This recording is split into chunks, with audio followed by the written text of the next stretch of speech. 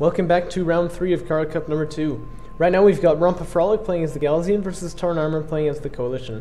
This game is a little bit more up in the air. It's unclear who's going to win this one. Rompafrolic actually putting on quite a good showing in this tournament. Almost looked good against Discara. Is that like a compliment? I hope it is. That's what I'm trying to be complimentary here. And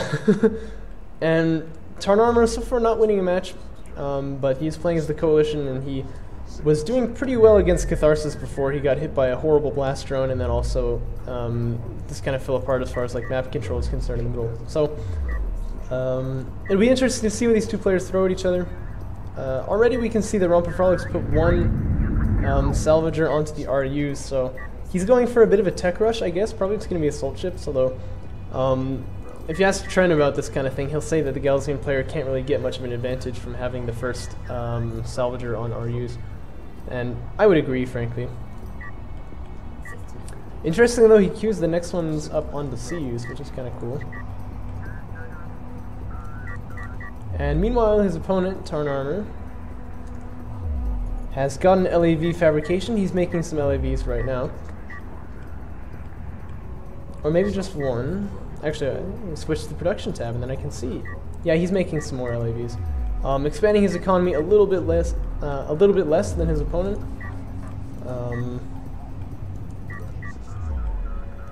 And maybe we'll look to do a little bit of damage with those. He's also put the probe out, but not sure what he's expecting to find over here. Now the probe is moving out across the map. And he will see that it is indeed a production cruiser with sand skimmers coming out, headed toward his base. Although that's never really proven to be a problem for Coalition players, so you shouldn't really be too worried about that.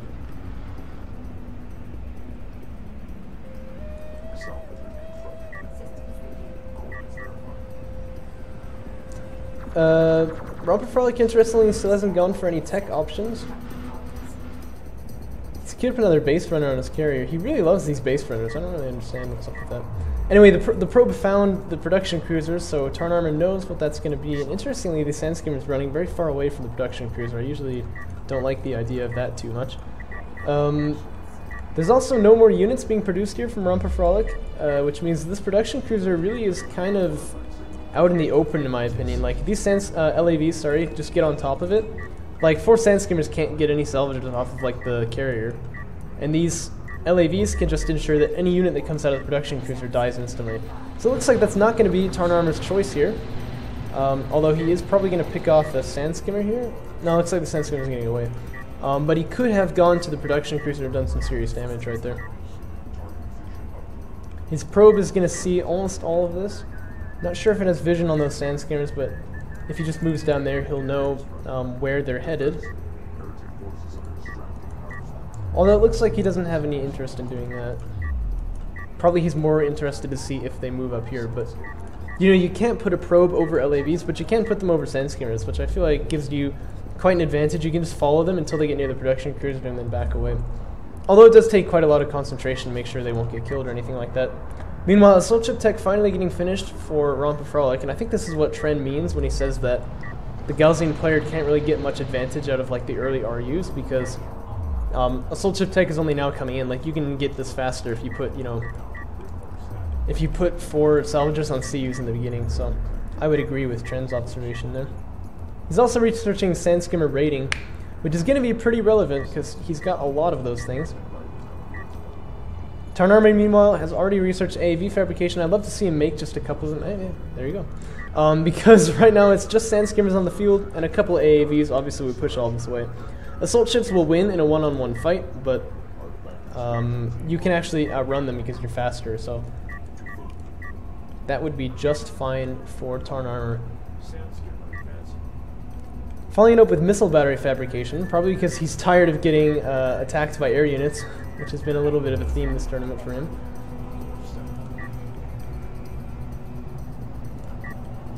LAV and sand skimmers contemplating a little bit of a fight there where they don't seem to want to take it. Armored assault vehicle is now on the field, and that's going to push all of these sand skimmers back. And he is being active with that AAV. He's moving out, so he's going to zone these sand skimmers off of this area. So the critical thing to know, and I think the probe went down. Unfortunately, I seem to have missed that. But the critical thing to know would, of course, be is there sand skimmers over here. And there's 4 base runners here.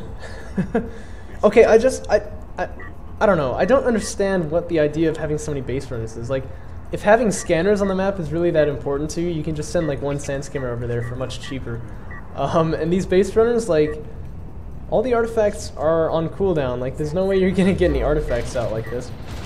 LAV's gonna find a very, very good engagement right here. They're gonna take out 3 sand skimmers, 4th gonna go down here. 1 LAV gonna get picked off, but, or perhaps 2, 3 now. I don't like chasing any further. But that was still a very good trade for Tarnarmour thanks to these AAVs here, which assisted him. And he's going to find one of his base runners too, get some pretty significant damage on it. The assault ship seems to want to get involved in the action. Base runner heal coming down here. And that's actually proving rather effective. And now the assault ships are in the hood. Assault ships tend to win in a one-on-one against AAVs, but he can definitely do damage to these sand skimmers as he's retreating, so still looking like a pretty good trade for Tarnarmour. I'd love to see him put down a turret right here. Turret would be super spicy.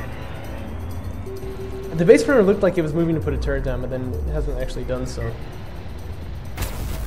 This would be a really good position for it as well, I'm trying to point out, because not only does it block the current attack, but it blocks this angle as well. And a scanner going to go down over here. But the scoreline is now 2-0. This production cruiser continues making assault ships. I'd love to see a turret. Really, it'd be very, very good to put a turret down here. And it's so meta too. Like everyone's doing it. You've got to too, man. Everyone's doing it. These assault ships are going to go in for an engagement here. They should win this. Excuse me. Again, like one turret would shut down that little push there, but Tarnarmour does not seem to have any interest in putting one down. He's taken quite a bit of damage on some of these AAVs, but he has killed off one assault ship with still no losses. So even though he could do better by putting a turret down, he's actually done quite well in this engagement right here. And now he's moving out with these LAVs. Looks like he wants to go for a bit of a backstab, which could be really good. The one good thing about Rompafrolic's insane base runner play here is that he does know, because he has scanners literally everywhere, but that's about it in my opinion. Let's see, carrier production upgrade coming down here. Now I also saw railguns being finished. That's really good, because railguns obviously would be the perfect counter to all of this. And Rompafrolic is teched into air units, which makes sense after having gone assault ship first, but Tarnarmour, of course, already has missile batteries on the field. He's got one there, he's got one there, so that's a big deal. These LAVs here, enjoying this little fight that they've just taken. I didn't see quite how many, but I'm sure they got a favorable exchange on the sand skimmers, but I'd love to see him go in for a bit of a backstep here. Well, you see that serpentine movement, but going for these salvagers I think would be super effective. It's super effective! These assault ships, meanwhile, are planning the same thing. And that could be really dangerous for Tarnarmour. Although he is producing railguns from his main, so that could deal with that quite nicely. This base runner from Rompafrolic getting chewed up by these AAVs, and there are no assault ships right here, so Tarnarmour is basically free to push in. Sorry to disrespect the base runners, but they're not going to do anything about this. Meanwhile, interceptors are being launched, but they're going to find that all of these areas are covered, except crucially for this one with the railguns here. This ship gets one shot off. A second shot would kill this interceptor. Oh, Rompafrolic really playing with danger right there. The LAVs have found another base runner. They're going to shoot it up, which I think is a relevant move for Tarnarmour because the score is already at 2. But the assault ships have come into the back line here. Let's see if these railguns are going to be able to hold this off. I mean, they certainly will against assault ships, but of course, if the player accidentally moves them too close, they can get killed here. I'd love to see this support cruiser move back, though. It's going to go down here. That's really unfortunate. Oh dear. So support cruiser's been lost from Tarnarmour, and that's really, really relevant right there. That's a big hit to the eco. But he's going to get an artifact out, which is nice. And couldn't be better timing either, because now he can power up the weapons in the range if he wants to. I'd like to see this missile battery throw down a cluster mortar on these, but look at this around here, so that's not going to matter too much. And maybe he's wanting to save it on sand skimmers, to which it's more effective, so I can see the reasoning there. Oh yeah, there it goes. You can see the damage that it does is pretty... Actually, I'm going to take back what I said, because these units re-heal, so it probably makes sense to use it right before you engage, doesn't it? Anyhow, this base runner unfortunately going to be found by these sand skimmers, and they're going to kill it. The Interceptor's still looking to take some kind of an engagement. Oh dear, these LAVs are getting caught out by a massive horde of sand skimmers. Although the base runner heal is on, which is actually healing the LAVs there, which is pretty funny. One missile has been taken by these Interceptors. Coming in again, one of them gets shot down. That's pretty relevant right there, but all of the LAVs get cleaned up. Now Rompafrolic is producing heavy railguns. It looks like he really wants to go in for a push now. The lone armored assault vehicle of legends. 2 support cruisers being finished for Tarnarmour. Following the general rally point as they do. I'd really love it if support cruisers would follow the economy rally point instead of the general one, but small things. And actually, I guess it'd be a little annoying for the late game, wouldn't it? Doesn't matter too much. Although the times that I've played as Coalition, that's always happened to me. I make a support cruiser and it starts like moving out in the middle of the map, of course, and I don't notice it until it's like already, you know, to here or whatever, and then it's like super slow on my economy. That's probably just me being a noob. I don't know. Rompafrolic building more base runners. Look, man, you've already got 5. You don't need any more base runners. But that's a personal preference, I guess.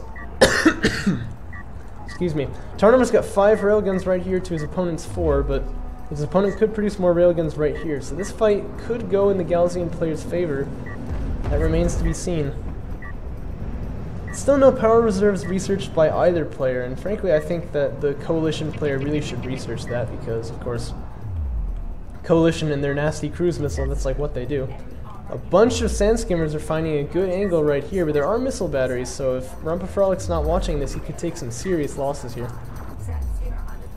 Meanwhile, these railguns looks like we're getting shot at, but this is kind of where more of the important action is going on. Logistics modules getting taken down, that's pretty annoying for the Coalition player. You can find a railgun here as well, probably. This missile battery could hit a huge mortar. He goes for... oh! It's not so big, but the Galzian player did start moving into it right at the last second there. Meanwhile, these AAVs going to chase off these sand skimmers. They weren't able to do any economic damage, but they have hemmed Tarnarmour into his base, which gives Rompafrolic some important map control to try to exfiltrate this 4th artifact. He's getting very close to the limit now. And look, the whole army from Tarnarmour getting pulled off to this left side, but meanwhile there's sand skimmers on the right too. This is what Rompafrolic was doing against Discara, showing us that his ability to micro large armies like this is actually not bad at all. Look at the glow on that like window there. It's quite distracting. What's going to happen here? The AAVs are going to find some sand skimmers and chew them up. A couple sand skimmers go down, 1 LAV looks like, but still a good trade for him. However, the sand skimmers have found their window on this side. Mortar comes down. It's not too bad, but there's nothing to support it, and so it looks like maybe even another support cruiser could go down here if Tarnarmour is slow on the reaction. He's really got to pull this guy back, pull him back. And his armored units, unfortunately, are all on this side of the map trying to deal with these sand skimmers. There's nothing here to protect it, and yet Rompafrolic's going to pull out. Oh yeah, because there's a turret. Well, I mean, like, 1 turret doesn't beat, you know, like, 8 sand skimmers. I feel like he could have gotten a support cruiser there, but that is okay. However, they are going to find some railguns exposed here. This is a big deal right here. 4th artifact being scored, and now things get really risky for Tarnarmour. He's really got to be proactive with his units and try to push out like on all flanks here, rather than just one of them and try to hold this map here, but it's proving very difficult against this Galzian player. You know, the way I think that that most of like the really top level players are dealing with this Coalition is just like powering up their carrier and using that as a weapon, but Tarnarmour doesn't seem to have any intention of this. Excuse me. These interceptors have found some AAVs that don't have anti-air defending them. They're going to be happy about that. Oh, but they've run a little bit too close, and one interceptor goes down. Meanwhile, these railguns getting attacked by LAVs, but fruitlessly. However, these railguns are a more relevant threat.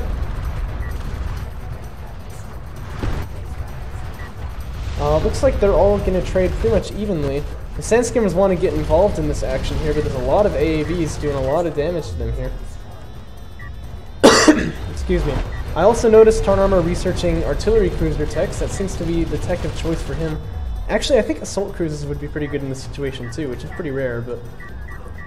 Oh no, I didn't even notice. The 5th artifact is being held, and it is moving away, and these AAVs are desperately trying to get there, but there's no way he's going to stop this. You know, maybe Rompafrolic is really just onto something that none of us have realized. Maybe, like, making 10 base runners in the game is actually, like, the meta, and we just haven't gotten there yet. It's like, you know, I mean, they can't be the meta then, can it?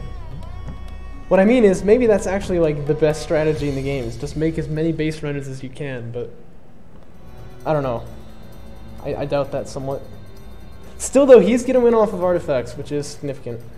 Looked like Tarnarmour, like, his real problem there, because the whole time his army looked superior, but he just kept moving, like, the entire army as a group, like, over to here, over to here, over to here, you know, like, in StarCraft 2 mode, like, hit F2 and move, right? Does F2 work? F2 works in this game, too, wow. Look at that, F2, select entire army.